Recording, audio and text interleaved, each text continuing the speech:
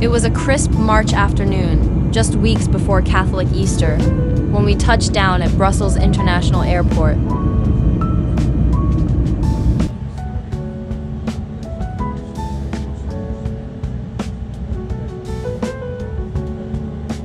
We had a 3-day adventure awaiting us in Bruges, and as we boarded the train to leave Brussels behind, excitement bubbled beneath the quiet countryside that blurred past our window. The Belgian landscape felt like something out of a painting. Arriving at Bruges station, a short taxi ride brought us to Grand Hotel Castleberg, our home for the next 3 days. Though we arrived before check-in, the warm welcome and the elegant facade of the hotel set the tone for the rest of our stay.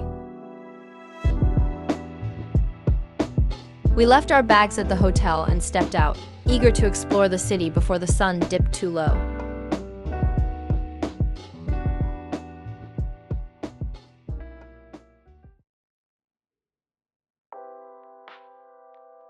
Our hotel sat gracefully near De Burgh Square, just steps away from Bruges City Hall. The cobblestone streets wound around us like a maze, drawing us into a world that felt suspended in time.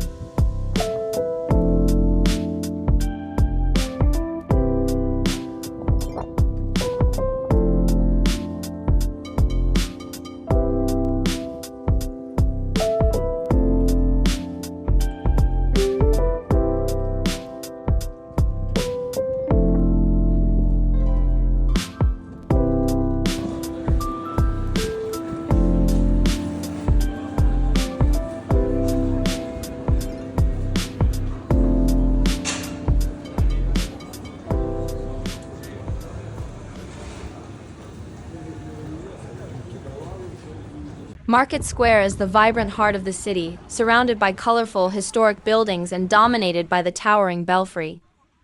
The square buzzes with life, from horse-drawn carriages to bustling cafes. As we wandered toward Market Square, the iconic belfry tower loomed above us, its stone silhouette both grand and inviting. The carillon bells rang softly in the distance, with a calming, familiar sound that felt like it had been around forever. We debated climbing the 366 stairs to the top, but for now we were content with just marveling at it from the ground.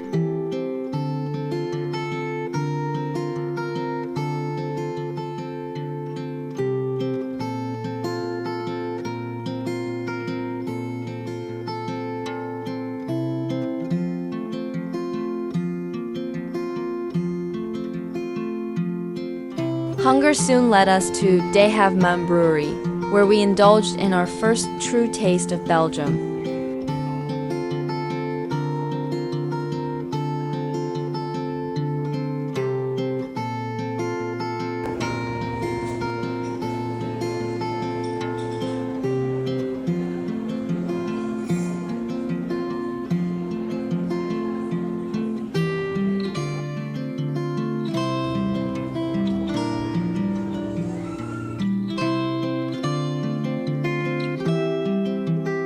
Shrimp croquettes paired with crispy fries, hearty beef stew simmered to perfection, and naturally a round of Belgian beer.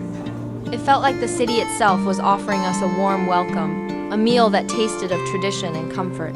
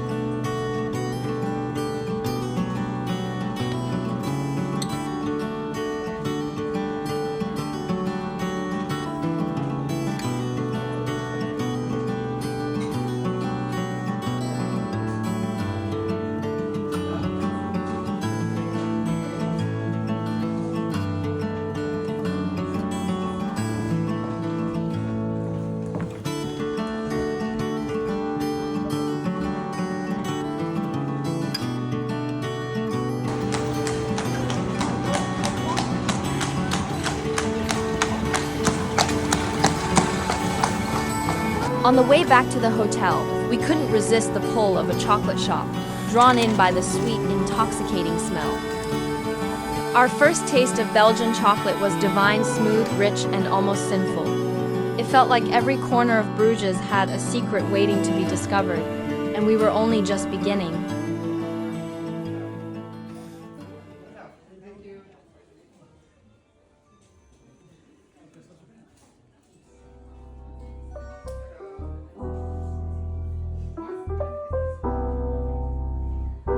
Back at the hotel, we were shown to our room, a luxurious blend of modern comfort and historic charm.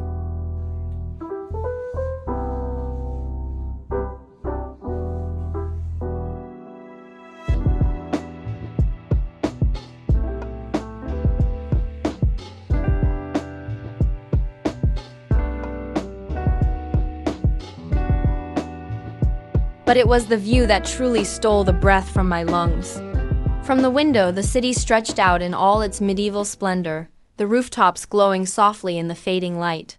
It felt like we were living inside a storybook, the kind where time slows and every moment feels like magic. After a brief rest, we ventured out once more, this time under the deepening twilight of the blue hour.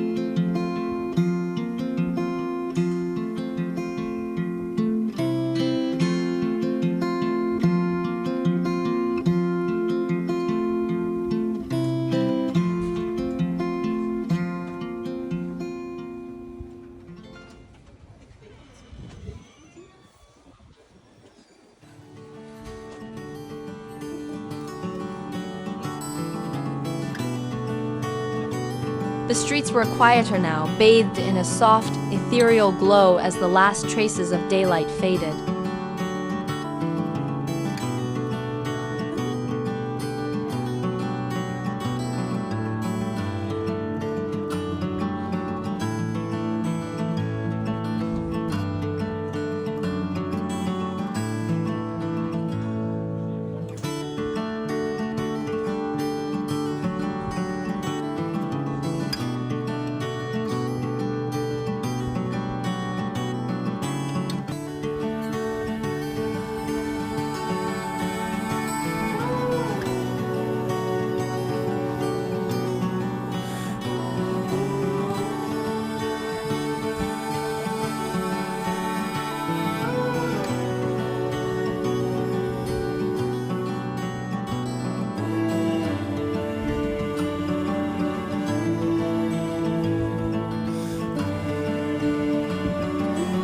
The reflections on the canals shimmered like glass, and the lamps that lined the streets flickered to life. It was as if the entire city had fallen into a gentle dream.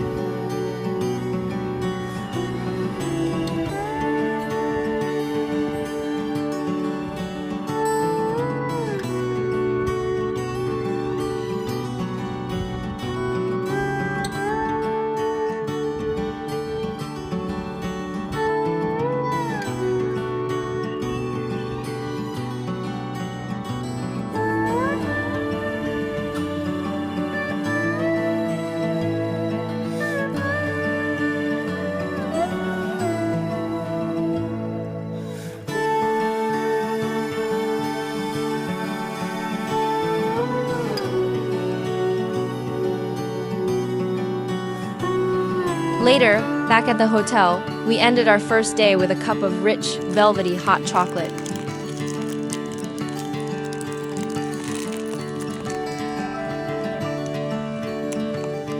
The perfect way to close the chapter on a day that felt both intimate and cinematic, as if Bruges itself had welcomed us with open arms, inviting us to explore more of its wonders over the days to come.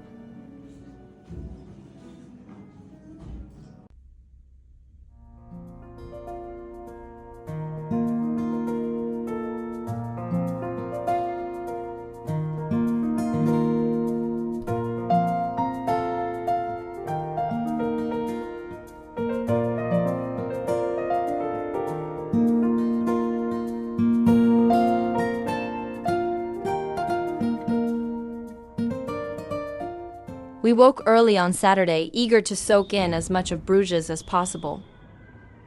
The city was slowly waking too, with the signs of spring brightening every corner. Our morning walk led us to Tizen Square, where the weekly market was in full swing.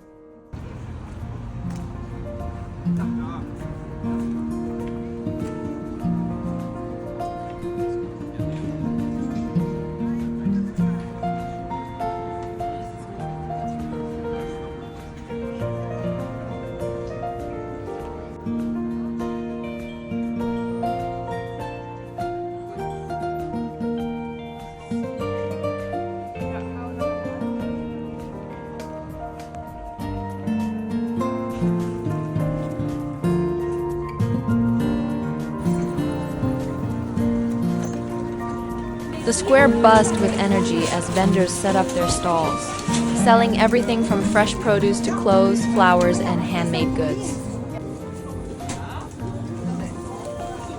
The smell of baked bread and roasted nuts filled the air, tempting us to stop and sample, but we continued, weaving through the crowd, taking in the lively scene.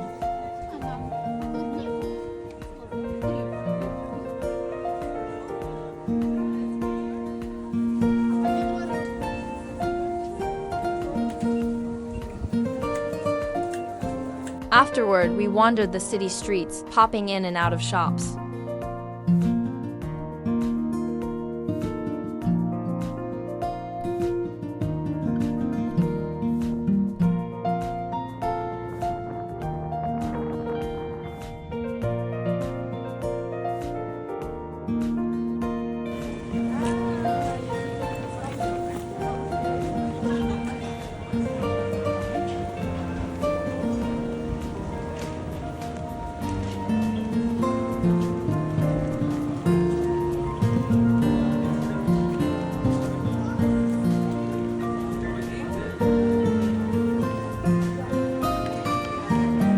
We couldn't resist returning to a few chocolate shops, each one offering its own unique flavors, more little bites of heaven we couldn't pass up.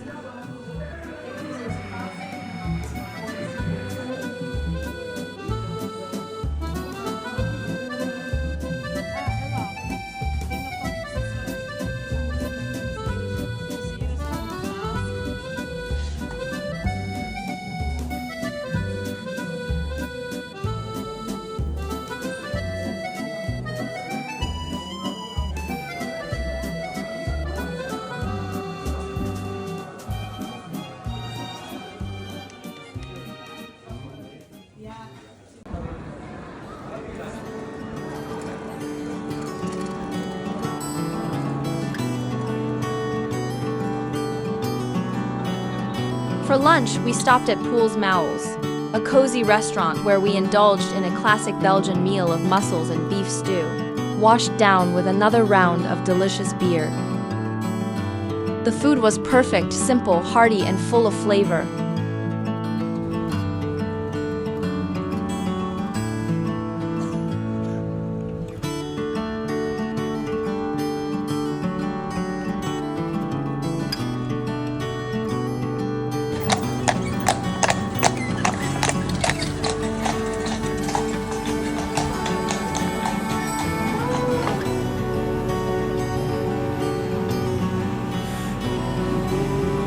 After lunch, we strolled to one of the city's most charming spots, Boniface Bridge.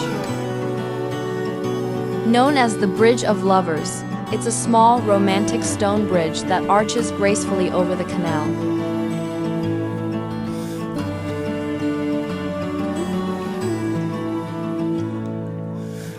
The view from here was breathtaking. Medieval houses lining the canal, their reflections rippling on the water below. The bridge itself dates back to the early 20th century. We then made our way to the princely Beguinage 10 Wing Guard, crossing Beguinage Bridge to get there.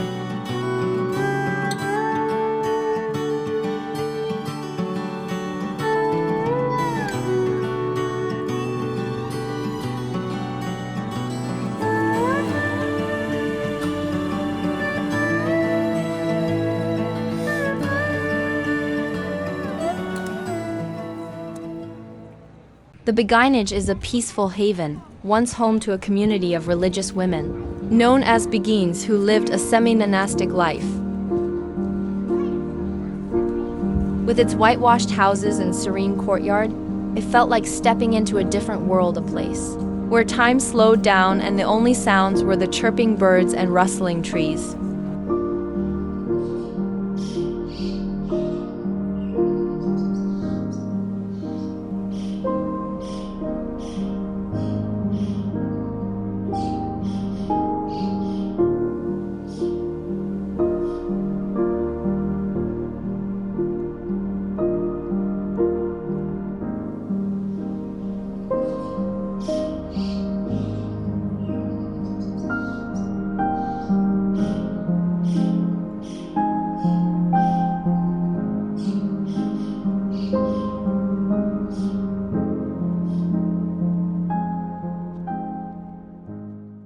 Later on, we paused for a short break at a cafe, sipping coffee and watching the world go by.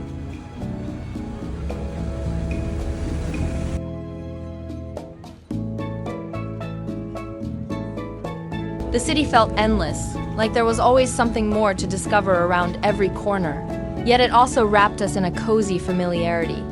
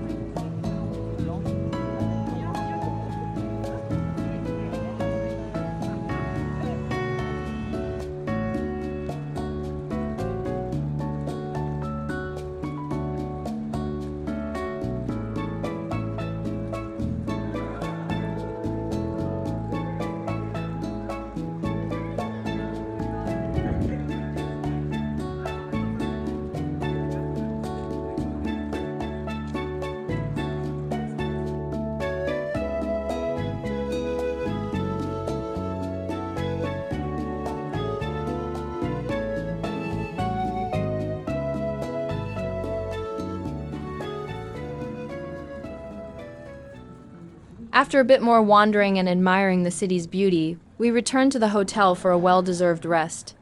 The day had been filled with so much market adventures, delicious food, and hidden corners of Bruges that felt like secret treasures.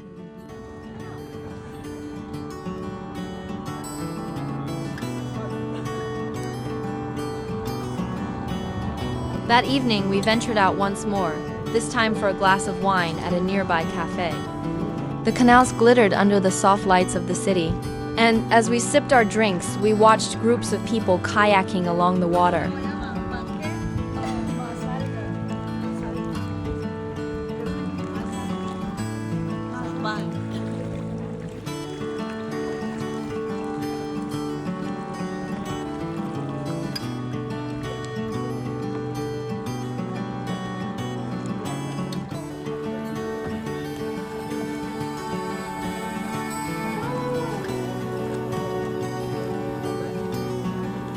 It was the perfect end to a day that had been both exciting and serene, a day that made us fall even more in love with Bruges.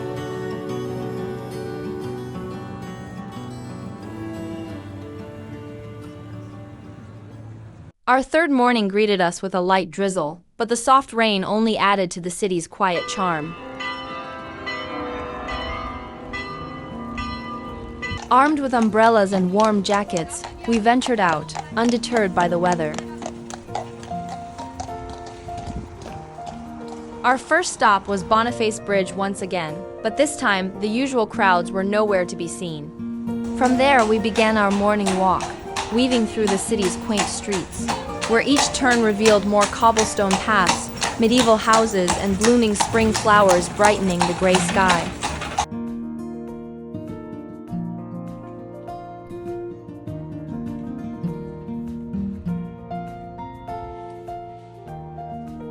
We found ourselves back at Minnewater, the Lake of Love.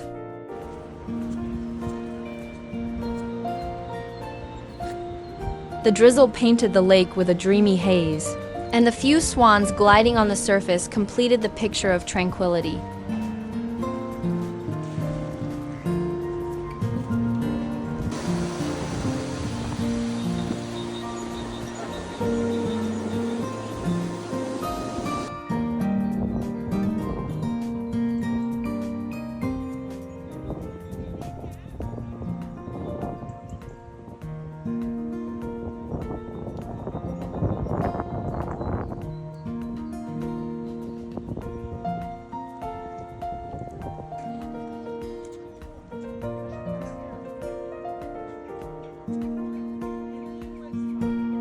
It was a peaceful start to the day, perfect for soaking in the romance and calm that Bruges is known for.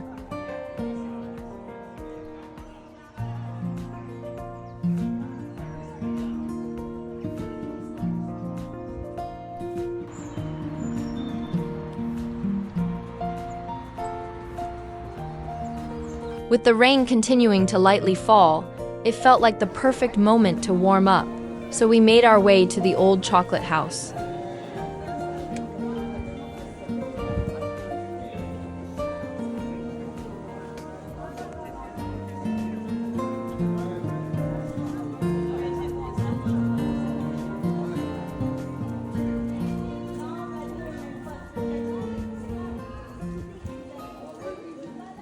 Stepping inside was like walking into chocolate heaven.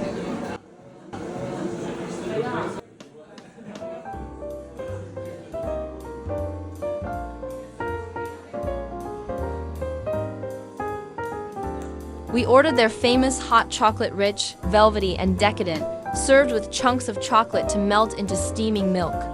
It was an experience in itself. Afterward, we couldn't resist stopping by the chocolate shop next door to grab even more chocolates. Each bite was a reminder of Bruges' mastery of the art of chocolate making.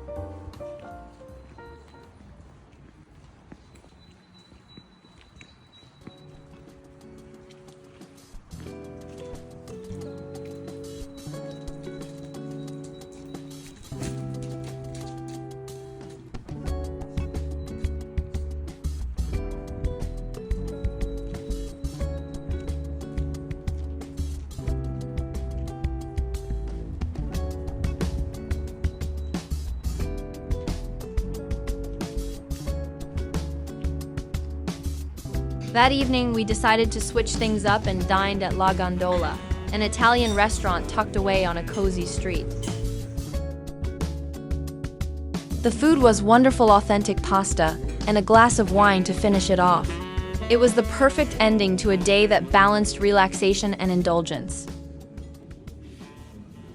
On our final morning, there was a sense of bittersweetness in the air.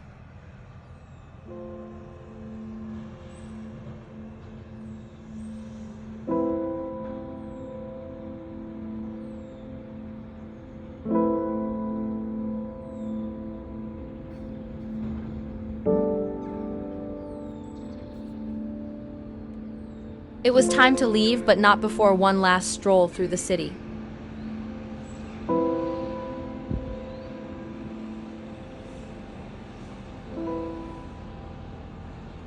After breakfast at the hotel, we made our way to the Church of Our Lady, home to one of Bruges' most treasured works of art, Michelangelo's Madonna and Child.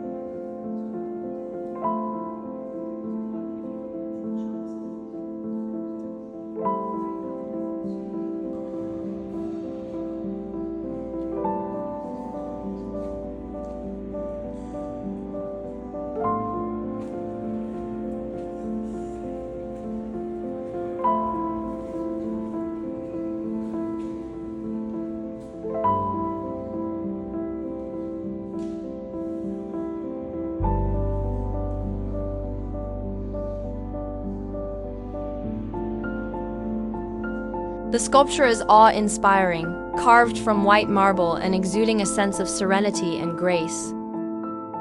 It's one of the few Michelangelo pieces to have left Italy during his lifetime, and its presence in Bruges is a testament to the city's rich cultural history. Standing there, admiring its quiet beauty, we couldn't help but feel the weight of centuries of history and art that have passed through this city.